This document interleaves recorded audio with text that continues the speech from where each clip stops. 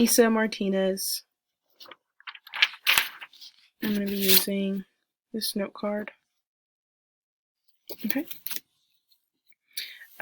So we will begin with the cerebral cortex, which is this entire part right here. The cerebellum would be connected right here, but I disconnected it, but this is the cerebral cortex. And we have the frontal part, temporal, the parietal up here, and the occipital in the back. Frontal, parietal, temporal, and occipital. And then we have our gyri, and those are the ridges. So, for example, it would be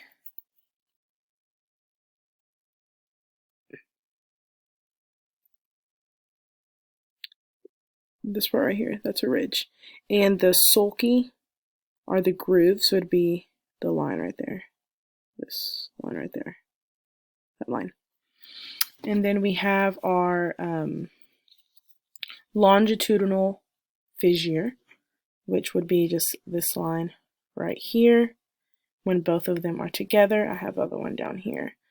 It'd be right there. And then the lateral fissure would just be on the side of the brain, and it's right there. I don't know if you can see it. Right there. Okay. And then we have the corpus callosum, and the cerebellum is not attached, but it is right there, the corpus callosum. And then we have the thalamus that is right there, and the hypothalamus is right below it. The midbrain is not attached to it as well, but I can carry it. It is right below the cerebellum. It's not attached at all, but the midbrain is right there. It's that part right there. It would connect right there. It's just disconnected. I accidentally disconnected them, but right there where my thumb is. And then the midbrain, the medulla oblongata, right here, it's also disconnected, but it would be connected to the cerebellum, be below it right there. The cerebral cortex, like I said before, is this. It's separated into the frontal, parietal, temporal.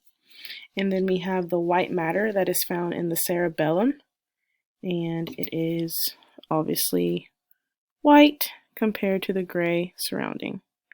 White right there.